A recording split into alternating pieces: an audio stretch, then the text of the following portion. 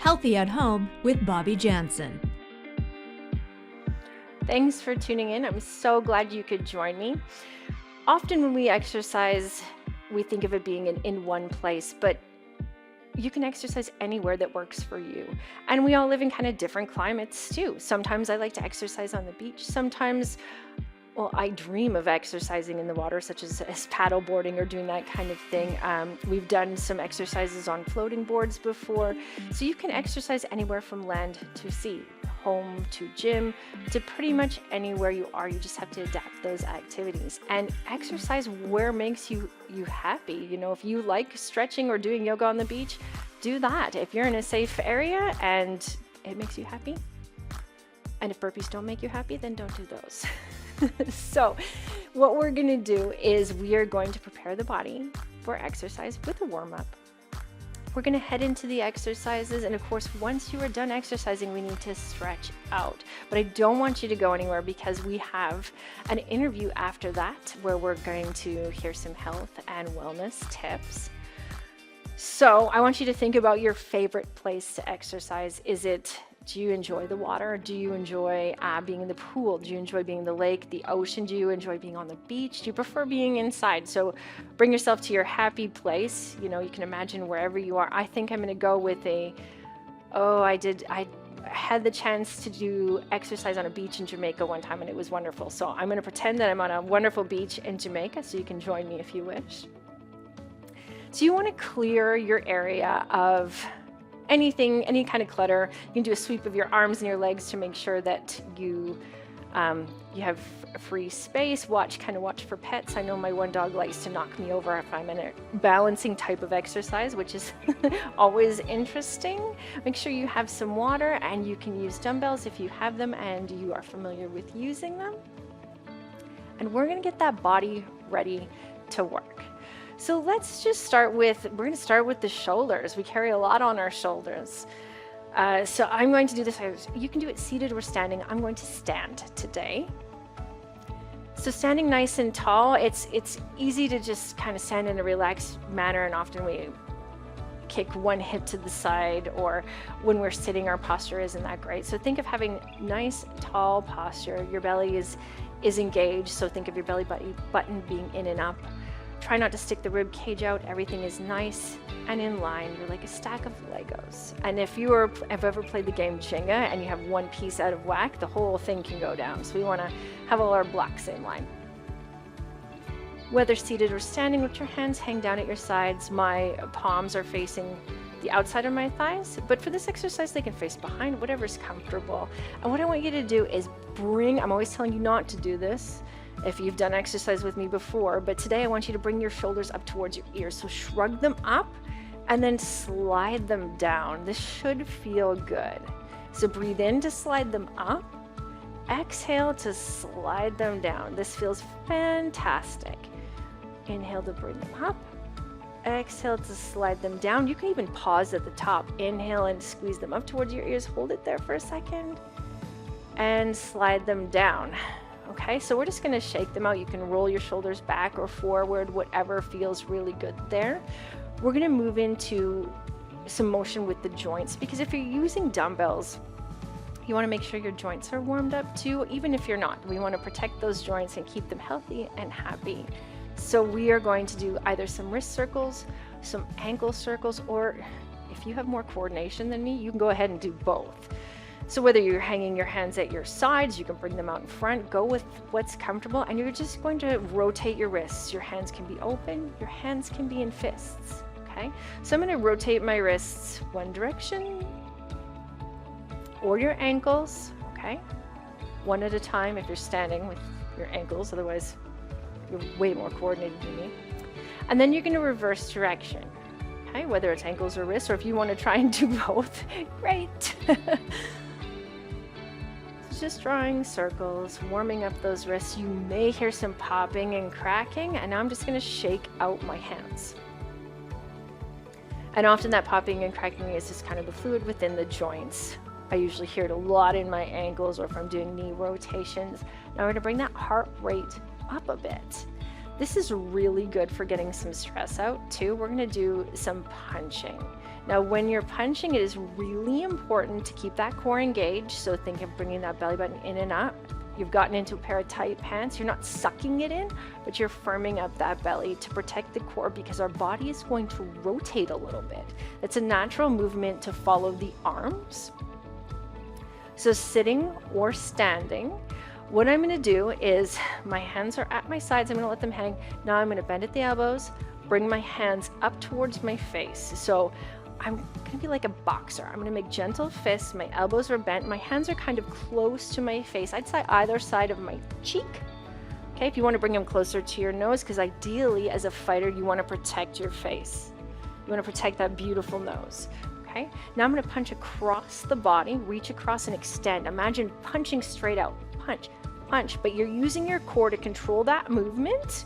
Okay, and you can move. You can go down and up. Okay, so think of going right for someone's nose. Go, go, go, go, go. Punch, punch, punch. Use that core to rotate. Okay, and release. And we can go again. Punch, punch, punch, punch. Now pick up the pace a little bit. Make sure you're breathing. Good job. Now I want you to grab a drink, and we're going to get ready to exercise shortly.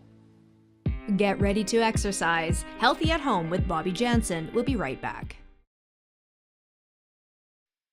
Let's exercise. Healthy at Home with Bobbi Janzen is back. I hope you're ready to exercise. I put some thought into what water or land and sea water type exercises or land exercises would sound like to me, what it might relate to. And I came up with a few that reminded me of water, such as rowing and swimming and a boat type exercise, as well as wood chopping, something you would do on land, and it's a great core exercise. So we're going to start with rowing. I'm going to do this standing. You can absolutely do this seated. So I'm standing nice and tall, and if you're sitting, think of nice tall posture, and often we're forward with that head, so bring your head in line with your spine. Nice tight core. My arms are at my sides. I happen to have 3-pound dumbbells in my hands.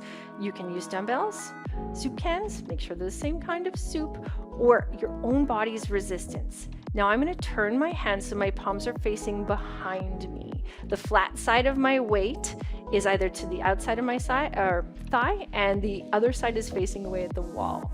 Okay. Now, seated or standing, you're going to hinge at the hips. So what that means is you're going to fold forward slightly, push your bum back a little bit so you're slightly in a bent position, and we're going to squeeze into the back. My arms are still hanging at my sides. They did not move with me. So just allow them to hang. Bring your shoulders down your back so they're not up in your ears like that shrug. Now we're going to bend the elbows and pull our elbows right behind us. Okay, so imagine pulling those elbows back and release your arms straight down. So when you pull your elbows back, it's straight behind you, and bring them back and straight behind. And this is a bent over row. Bring them back and release the arms so those elbows are coming straight behind. Squeeze those muscles of your back. Release and bring those elbows back. And arms go back down to that neutral position, and back and down. Keep that core tight, and back and down. Give me one more. And back and down. So for those of you who are standing with me, watch that you're not taking this into your low back. If you're starting to feel this in your low back while standing, you can pop down to a seated position. And if you're feeling this while you're seated, absolutely you need to activate your core a little bit more. Put the weights down, okay? You can do less reps too. So if you're standing, make sure your feet have lots of contact with the floor. And what I mean is make sure you're not rocking onto your toes or onto your heels. That can affect your balance. So we're gonna bend at the waist again, so hinge at your hips. If you're standing, it's like pushing your bum back a little bit. Your arms are at your sides. I'm turning my hands, my palms are back. My wrist and my elbow and my shoulder are in line, so I'm not bent at the wrist. Now I'm going to bring those elbows back behind me, draw them back behind, pull and release. This reminds me a little bit of starting the lawnmower almost, only it's a little more effort starting the lawnmower. And bring them back and release So you're squeezing that space between your shoulder blades and back and release, and strengthening the back muscles and back and down and back and down. And we have 4 more. Why do we want to strengthen the back? Bring it back and down to prevent injury, and pull those elbows back and down to help us with our daily movements, such as pushing and pulling. And bring it back and down to create greater strength and better posture. Bring it back, squeeze, and down. And last one, bring it back and down. So when you're releasing your arms, whether seated or standing, think of that having purpose. So you're not just dropping them down, letting them relax. Every motion you do is with purpose and control, and that will give you better results. We're going to go into a third set of these. So we're doing 3 sets of about 8. So you can do 3 sets of 8 to 10 if you're wondering on your own what would be a good starting point. Okay, so I'm going to hinge at the hips, so think of bringing that butt back. If you're seated, just fold slightly forward, so bend slightly forward. Okay, and press those hips back. Now the other thing too is kind of imagine you're holding a dime with your butt cheeks, or a quarter, whatever works for you. But that way it's helping to engage your core all the way from what we call the pelvic floor up. My arms are hanging at my sides, turning my palms back. Okay, I've got those weights, you do not have to. And I'm going to pull those elbows back behind me, bringing the elbows back, squeezing between the shoulder blades, releasing the arms down with control and purpose. Pull it back and down and back and down. I'm starting to feel it in my lower back, so I'm just going to check my core, make sure my core is nice and tight. Bring it back and down. That's the biggest indicator for me.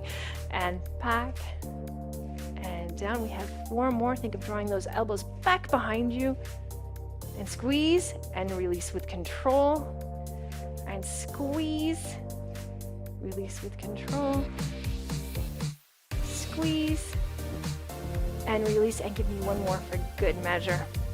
Squeeze and release with control. Now I am going to set one of my dumbbells down, so reset your posture back to either standing or sitting nice and tall. When I put my dumbbell down, I'm going to bend at the knees because I don't want to drop my head. I've placed it on the ground. Now we're going to come across the body, working the core. It's also, you're probably going to feel it around your shoulder area as well, and it can create some arm strength. So this one is good for some stability within that core. I want you to imagine that you're pulling a cord across your body. We're going to go through that motion, but think of it across. If you're reaching for something across your body, reaching for it and pulling it down. Okay? So I do have a dumbbell, and I am going to hold it in my hands. I'm going to do this standing, so please join me from seated if you want. It's the same type of motion, just watch out for the arm of the chair. I'm going to raise my arms straight up, but what I want to do is reach across my body. So I'm going to come across, I'm going to rotate with my torso, so my core. I'm twisting, not with my back, I'm rotating the body, and I'm going to draw this weight or this cord down across my body in a diagonal. Okay, it's very important. So it's like a swing down. My arms are straight. It's very important to protect that back. Now, if you're feeling it too much in the spine, it's going to be a smaller movement, okay? I'm going to draw that weight back up, and down and across, and up. And I'm going to shorten that movement for you so you can see what it looks like shortened. Bring it up, and it's shorter. I'm ending there instead of way down by past my hip. Up towards the sky on a diagonal, and bring it down and across. Up and down. Now I've got a slight bend in my knees, and down, up, and down. Whew. I'm going to flip sides. What we do on one side of the body, we should do on the other. I'm doing the exact same motion, so you can have a shorter motion. Sometimes that works better when you're seated, so you don't hit your elbow on the arm of a chair or a table. And with shoulder flexibility and spinal flexibility, just a shorter motion using the rotation of that core. So I'm taking that weight straight up, or just my hands where I can clasp them. You can put them palm to palm. Now I'm going to bring it across the body on a diagonal. Okay, Okay, so I'm kind of almost doing I feel like I'm the Leaning Tower of Pisa here. So I'm going to chop the wood, so bring it across the body and bring it back up. So imagine pulling a cord from way up high on a shelf that's across from you or across your body and bringing it down on a diagonal across your body and up. And bring it back up. Now I'm going to shorten that motion and use more control with my core. And bring it down, back up, down, back up. You can also hold onto a ball while doing this. And down, and back up, and down. And I'm feeling it on the outside of my abdomen, and back up, and down. So my core muscles, on either side, so I can feel it in the belly. And that's where you want to feel it instead of in your back. We don't want to feel things in the back. Now I'm going to start back on my original side. Now you can do 2 sets to each side. You can finish when I finish on this one side, but it's always nice to be equal to both sides if you can. Okay? Now if your shoulders don't allow, yes, you can just do one side. Okay, so I'm going to bring my weight back up to that starting side. I'm reaching across the body, and I'm going to rotate with the torso as I pull that weight down and across. And back up, down and across, down. So the rotation comes through the belly, not just the spine. And down, up. I'm going to shorten that motion and take leg movement out of it. Back up, down. It's all core, and up, and shoulders, shoulders, down, and back up. Whew. All right. So that is what the wood chopper exercise would look like. So you can do 2 sets to each side if that works for you, or do 3 sets of 8. So we've done a row, we've done a wood chop, and now we're going to head down to the ground. So join me after the break where we take it down to the ground, or I give you some seated modifications to perform the second part of our land and sea exercises. Keep moving. Healthy at Home with Bobbi Janzen will be right back. Back to the exercises on Healthy at Home with Bobbi Janzen. Well, we're talking about water, and that reminds me of boats. So I'm going to talk you through a boat pose which works the core, but we're going to go through a Russian twist to also activate the core, because I'm going to give you the option to do one or the other, or to combine the 2. That's where we get a little tricky. So I'm going to grab a weight. You can do this without. So I'm seated on the floor with my knees bent and my feet on the floor in front of me. You can do this just sitting in a chair, sitting nice and tall. Okay, what I want to do when I'm on the floor is lean back just slightly. I'm going to rotate one side to the other. If you find that you're not very balanced while sitting on the mat, you just might have to move your butt flesh back. That just means pull your butt cheeks back a little bit behind you so the bones of your butt make contact with either your floor or your chair. So that way it's just a little bit more stability. Okay, so I'm going to hold a dumbbell, or like I said, clasp your hands. I'm leaning back just slightly, and what I'm going to do is twist from one side to back to the center, and then to the other. I'm using my core, not my back. My back is just, it follows. So I'm going to rotate and twist to the left and come back to center. Rotate and twist to the right and come back to center. And I'll do one more to each side before mixing it up a little bit for you. To the left and center, and to the right and center. Now, if you find your legs shift an awful lot, if you're sitting on a mat or on the floor with your feet on the floor, you can, if you have a yoga block, pop it between your knees, just above the knee joint itself, and that'll help keep your legs from wiggling so much. It's just a little tip or trick. So you can stay with the seated twist, or you can come into boat pose, and then we're going to learn how to combine the 2 if you wish. So I'm going to set my weight down. So for those of you that are seated in a chair, you're going to go with the rotations that we just did, or the Russian twist. Now, boat pose, if you're on the mat, like I said, my knees are bent, my feet are flat on the floor. My belly is engaged, so that belly button is in and up, like I'm getting into a pair of tight pants, but I can still breathe. And I'm going to lean back slightly. So this is going to change my balance. You have complete control here over how hard you want this to be. Your hands can be on your thighs, beside your legs, on the floor. I'd rather you not grab onto the knee joint. If you want to grab onto something, place your hands underneath the thighs.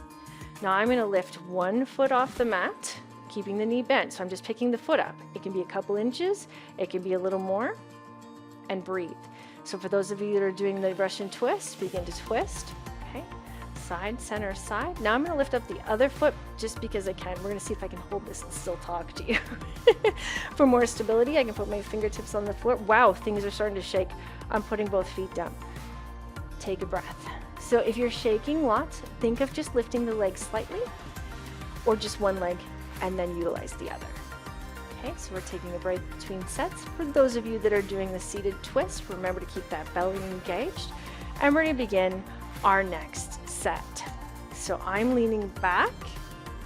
For those of you that are twisting, rotate, center, rotate, center. Now I'm going to pick up my left foot, doesn't matter which foot you pick up. Okay, I didn't pick it up as high this time. I can stay here, or I can pick up my right foot too. If I really want to make it tough, I'm going to extend my legs straight so I'm in the shape of a V, or apparently a boat. I don't know about you, it doesn't look like a boat to me. At least not a very successful one, but hold and breathe. And if you're doing those rotations, side, center, side. And I'm going to release my legs, and you can release your arms if you're doing the twist. I don't know about you, but those abs can feel it. It's a good thing. It's not painful. They're just feeling a little bit warm. I'm going to do that again for a third set, but I'm going to combine the two exercises for you. So remember, go with where you're at, where you're comfortable, where you feel that exercise is right for you, because we don't want you doing a back somersault. We don't want you to feel pain. We just want it to be some work. Okay, so if you're doing that Russian twist, you're going to set up for that Russian twist with that side rotation. Belly button is nice in and up, thinking you're getting into those tight pants. And if you're going to go into the boat, you can go just into the boat by leaning back, picking up one foot, picking up the other. I'm going to combine, as I said. So I'm going to pick up a dumbbell. I've got a 3-pound dumbbell. Usually for this exercise, I like to go a little bit heavier, but we're going to see how it goes because my balance isn't so good. I'm going to lean back, and I'm going to pick up one foot. We're going to go with one foot for me. So start your twist if you're rotating, side and center. So that's what I'm doing, is I'm doing that rotation. Now I'm twisting with the torso, the body, and I'm going to go to my right. My elbows are bent. Then I'm going to go back to center. I'm going to go to the other side and back to center. And I'm just going to switch feet in my boat pose. So keep rotating in that Russian twist. Now I'm going to rotate to the side and back to center and side and center. I'm going to lift both feet. Oh no, I don't know if I can do this. Side, woo, and center and side and center. Excellent. So you might find, especially if you've got your feet lifted, different things can affect balance. Anything from hearing to ear infections to colds to allergies. It can affect kind of your balance. And some days we have good balance days and some days not so much. So be kind to yourself and pick the exercise that, or the modification that works for you.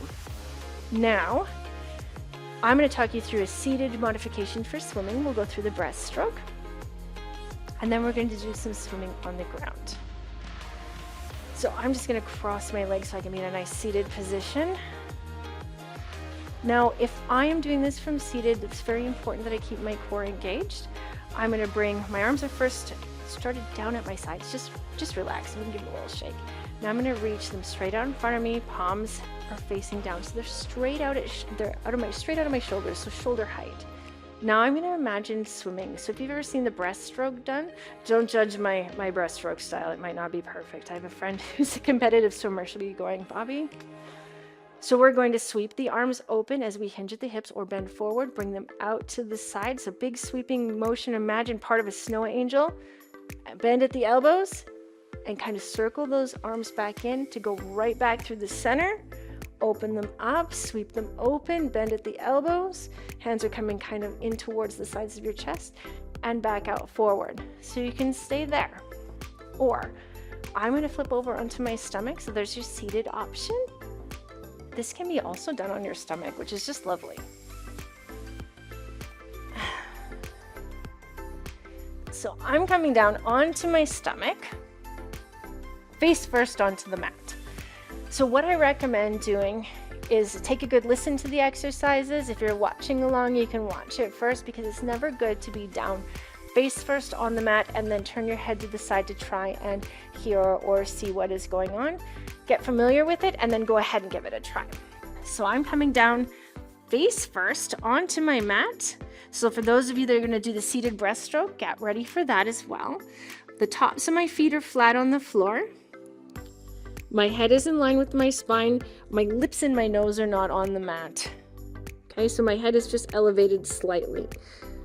What I'm going to do is my arms are straight out in front, so the fingertips are pointing forward, palms flat. I'm going to raise my right arm, lower it down to touch the mat again. Left arm, lower it down. Then we'll step it up a bit. Okay, so head is nice and long, and get ready with your breaststroke, and let's go. For those of you on the floor, we're going to swim. Right arm raises just a couple inches and lower it down. Left arm raises a couple inches, lower it down. Now, if you want to make it harder, your arms are not going to touch the ground or the mat. So I'm going to lift both my arms about maybe an inch off the mat, half an inch, not very far. I'm going to raise my right arm and lower. Left arm and lower. Right arm, keep working with that breaststroke, and lower. Left and lower. Right and lower. Left and lower. Right and lower. And left and lower. So whichever variation you're in, please feel free to take a break and reset. I'm going to add to this yet again, because you get to pick and choose. It's kind of like one of those follow your own adventure or find your own adventure books. Pick what works for you. Okay, so those of you that are seated, get ready to do your breaststroke. I'm on my belly, relaxing back down. Now I'm just going to take my nose and my lips out and my forehead off the mat, so my face is just slightly off the mat, so my head's in line with my spine. My belly is nice and tight. If I don't engage my core muscles or think of activating my core, so imagine if I were to poke you in the belly, that kind of a reflex action of tightening, that's what I want you to do. Otherwise, we're just working our back, and our core is much stronger than our back. So I'm going to add the legs. So let me just talk you through the legs. And breaststroke people, get ready to go. I'm going to lift my feet and my legs about an inch off the mat, and I'm going to keep those legs extended. I'm going to raise my right leg, lower it down, don't quite touch the mat. Left leg, lower it down. Right leg, lower down. Left leg, lower down. So think of your toes pointing away behind you. I'm going to add the arms. It's opposite arm to opposite leg. Oh man. Okay. So I'm raising my arms and my legs. They're about an inch off the mat. Right arm, left leg, lower. Left arm, right leg, and lower. Right arm, left leg, and lower. Left arm, right leg, and lower. So everybody just take a pause here, whether you're doing the seated variation or the lying on your belly. So what I want you to do is pick. Can you just do the lower part of the body? Yes. Can you just do the upper part of the body? Yes. Can you just do the breaststroke? Absolutely. All right. We're going to raise those arms and those legs up off the mat just a little bit, and we're going to get ready to do this again. So if you're doing your breaststroke, go ahead and begin that exercise. Otherwise, right arm, left leg, and lower. Left and right, and lower. Right arm, left leg, reach away from you and lower. Left and right and lower, and one more. Right and left and lower, and we're going to get ready to cool down. Keep moving. Healthy at Home with Bobbi Janzen. We'll be right back. Welcome back to Healthy at Home with Bobbi Janzen. I hope you've grabbed some water because some of the stretches we're going to do next, if you get a cramp in your foot, it doesn't feel so good. Staying hydrated is very important, no matter what season it is, no matter if you're on land, if you're on sea. Water is very, very important. And if you don't like it, you don't like water, there's some great water enhancers. You can throw some cucumber in there. You can throw some mint in there. I think my favorite is strawberries and watermelon right now. So this next one, I'm going to give you a seated option. I am on my mat kneeling right now, but I'm going to talk you through a seated option. So we're going to stretch the wrists and then I'm going to move on to the feet so you can choose which you'd rather stretch. So I'm going to take both my arms straight out of the shoulders in front of me. My palms are facing the ground. They are shoulder distance and shoulder height. Okay, so I'm just reaching straight in front of me. Now I'm going to bend my left wrist. So I'm going to take my fingertips and point the sky towards the sky, but my arm does not move. So it's like you're going to high five someone in front of you. Now my right hand or my other hand, it doesn't matter which one you start with, I'm going to bring it across to kind of high five myself. So my palms are touching each other so I can just gently press back that hand towards my face, just getting a stretch in the wrist. So as little or a little more if you like. So that will be your seated option, is to do a wrist stretch. Okay. And you would do the other side. So I'll talk you through the feet variation. If you are prone to foot cramps, this doesn't always feel great. I'm a runner. I run a lot. I also love high heels. So this one is really good for me, even though I don't always love it. So I am kneeling and I'm going to just come up slightly to go up onto my toes or the balls of my feet. So I've curled all 10 toes under and I'm up on my knees. And that is quite a stretch already, that I'm feeling it in the soles of the feet. Okay, so our lower half of our body, lots of the times if we're really hard on our feet, it can be hard on the lower part of our body. So if you're going to go into the wrist stretch, feel free to do that. Now to control the stretch, I can lean forward with my body or lean back to get more stretch in the soles of the feet. Now some days this is much easier than others. And if your foot does cramp in this position or your leg, I'd like you to come out of that position until that cramp has resolved. Same with your hands and your wrists. If you're stretching and you get a cramp in through the arms, I know I have one hand that likes to cramp up. It's my mousing hand. So you'd come out of that position and we're going to let that go. So either seated or kneeling, it is up to you. We're going to stretch that upper back. I'm going to take my arms, they're at my sides currently, I'm going to raise them straight out in front of me just like I did for that wrist stretch. So they're shoulder distance apart and shoulder height. Now I'm going to cross them in front of me, making an X, crossing the right arm over the left or the left over the right, whichever you choose. So my arms are in a crisscross and they're reaching diagonally. Now I'm going to reach through the fingertips, getting a stretch in the upper back. You can arch your upper back a little bit if you want, getting the stretch and reach. This can be done on a table, on the floor, however you like, or in the air like we're doing here. And release. I'm going to keep my arms up because I'm simply going to switch the direction that my arms are crossed. So switching that cross, reaching through the fingertips, making that X, arching that upper back, take a good stretch. So enjoy this stretch, but stay moving, stay motivated, and stay with us. Coming up on Healthy at Home, Bobbi chats with the blind adventurer. We're back with health and wellness tips on Healthy at Home with Bobbi Janzen. I'm sitting here chatting with Ron this afternoon in his backyard. It is a gorgeous day, and I'm just really, really excited to actually catch you, Ron, because you are so busy on adventures all the time. So this is just amazing. Thank you for taking the time to visit with me. And No I problem. believe people even call you the Blind Adventurer, do they not? They do, absolutely. I think your nickname's a little cooler than mine. So speaking of adventures, tell me about your latest adventure. What are you up to?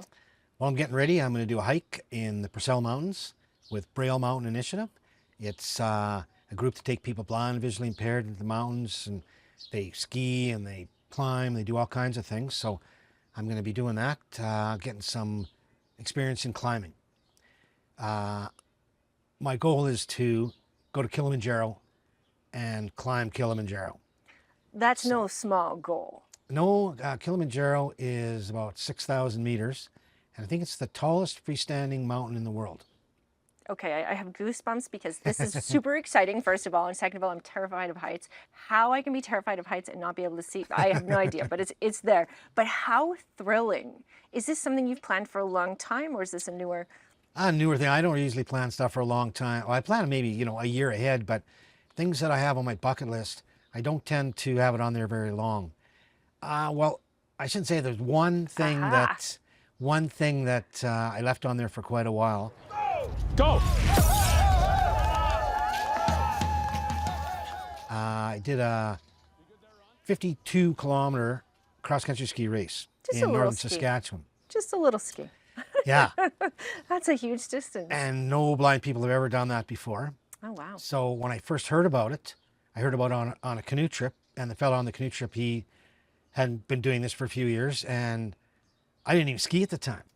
What? So it was over 30 years that I thought about this, and then I took up skiing, and I thought, I better go do it now. So that was really cool. I was the first blind person to do that, the Capasso So one. it was kind of just there. That seed had been planted, but you even had to camp overnight, did you not? Yes, you ski halfway, and then you sleep out overnight, and there's a cabin there. You can change clothes and dry your clothes out for the next day.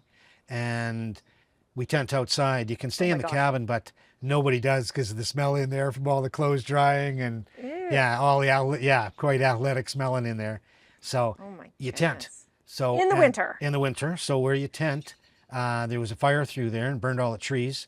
So there's nothing to stop the wind. So it's a little windy and a little chilly up there. But yeah, I was the first blind person to do that. Other than that, no, I get an idea and I go. So where did you start? Where did it begin for you? Because we all start somewhere. Where was your start, do you think, into the world of adventures? Well, I quit driving.